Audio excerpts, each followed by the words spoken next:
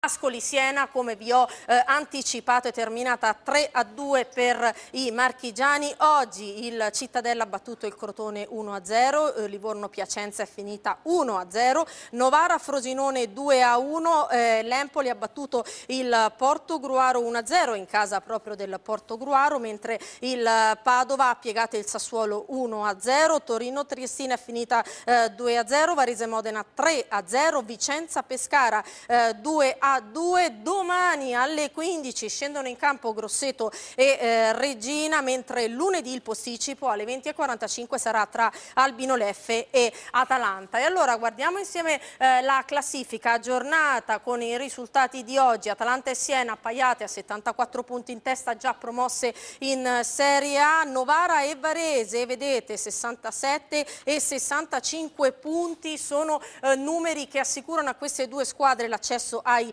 playoff. E poi passo avanti importante del Torino, che raggiunge la Reggina in classifica, 57 punti, mentre con 56 troviamo Padova e Livorno, Empoli 55, Pescara 53, Crotone e Vicenza 50, Grosseto e Modena 49, Cittadella 47, Piacenza 46, Sassuolo e Ascoli 45, Albino Leffe 43, Triestina Portogruaro 40, Frosinone 38, gli asterischi.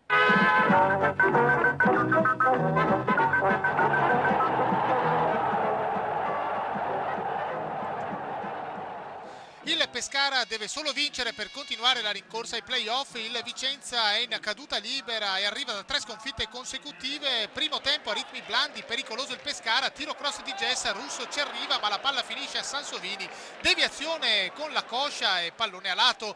Ancora Sansovini, bella la sua girata al volo, Russo para ma Pescara vicino all'avvantaggio in chiusura di tempo. Grande occasione per il Vicenza, Martinelli di testa sulla linea, salva Verratti, poi Abbruscato prova la rovesciata ma il pallone finisce fuori di pochissimo.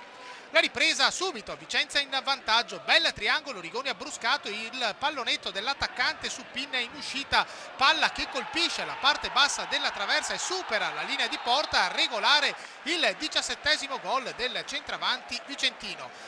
Reagisce il Pescara, lancio lungo per Sansovini, il tiro in corsa, bella diagonale, bravo Russo. Di Francesco mette dentro altre 2 punte e al 29° arriva il pari, angolo di Giacomelli, mischia, Olivi salta e mette dentro l'1-1. 3 minuti e Pescara in vantaggio. Giacomelli, Sansovini anticipa l'intera difesa vicentina un po' in bambola, colpo di testa, palo interno e poi in rete per il 10° centro dell'attaccante pescarese. Al 47°, cross di Tulli, sull'uscita di Pinna, Abbruscato allarga il braccio, poi il portiere travolge botta, per l'arbitro è rigore, lunghe, lunghissime le proteste pescaresi che chiedono invece il fallo di Abbruscato, espulsi il portiere Pinna e l'allenatore Di Francesco. In porta va il difensore centrale Mengoni, batte Rashid Arma che fa il 2-2. Un rigore a tempo scaduto, contestatissimo, costringe il Pescara a dire addio alla corsa playoff. Per il Vicenza un punto che significa virtuale, anche se non ancora matematica, salvezza. Il migliore in campo è stato Sansovini. Il risultato Vicenza-Pescara 2-2, linea allo studio.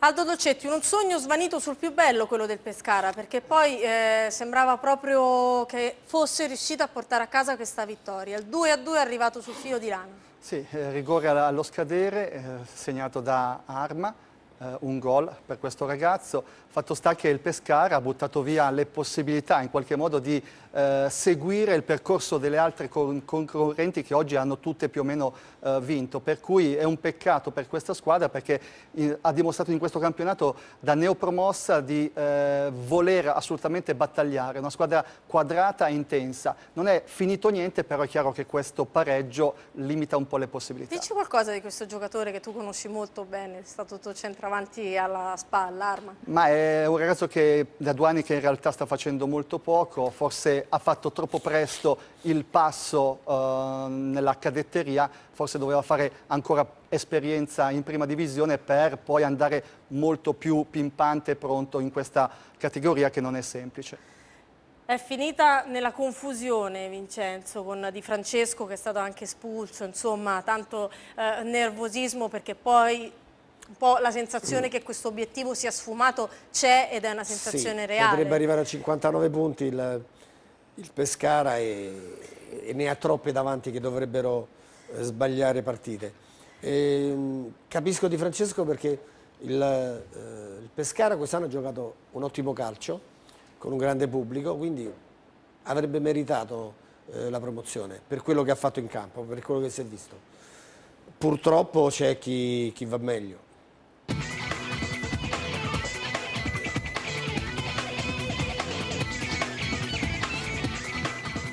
Polemiche, gol ed un punto per parte. Sono questi gli ingredienti base della sfida del Menti tra Vicenza e Pescara.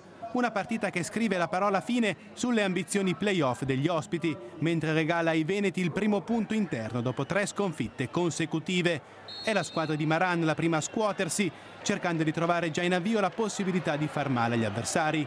Ritrovandosi però, quasi senza rendersene conto, vittima della risposta abruzzese, decisa e spettacolare nell'organizzazione della sua fase offensiva. Sansovini è sugli scudi, senza però che le sue iniziative raccolgano quanto seminato. Il ping pong di occasioni riprende in virtù dei calci da fermo, soluzione prediletta dal Vicenza per riaffacciarsi dalle parti di Pinna, peraltro senza impensierirlo troppo. Soluzione che, intervallata da qualche residuo assalto pescarese, finisce per contraddistinguere l'intera fase finale della prima frazione. I fuochi d'artificio però sono tutti rimandati alla ripresa. Come un fulmine a ciel sereno infatti è il Vicenza a trovare lo spiraglio giusto per passare in vantaggio. A incaricarsene è Elvis Abbruscato. Il bomber bianco-rosso raccoglie bene il pallone dopo uno scambio con Rigoni, non lasciando scampo a Pinna in uscita. Palle in rete e Veneti in vantaggio. La risposta del Pescara è quasi totalmente affidata a Sansovini. Il centravanti di Di Francesco infatti prova a prendere per mano i suoi compagni, scuotendoli dallo sconforto e cercando di conferire le energie necessarie per rialzarsi.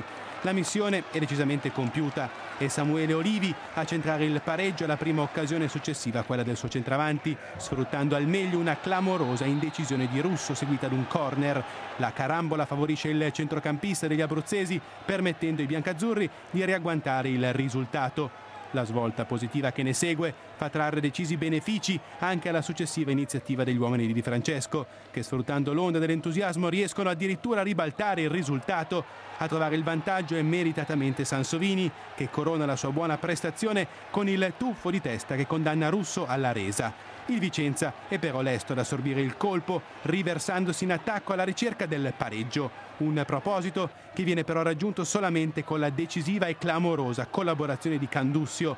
Il direttore di gara non si avvede della evidente carica di Abbruscato su Pinna in uscita, decretando piuttosto un singolare calcio di rigore per l'atterramento dello stesso estremo difensore ospite su Botta. Come se non bastasse, Pinna viene addirittura espulso, così come Di Francesco, assolutamente furibondo per l'accaduto. A concretizzare la rabbia abruzzese ci pensa poi Armà, freddo nella trasformazione di un calcio di rigore peraltro facilitato dall'estremo difensore che gli si trova di fronte.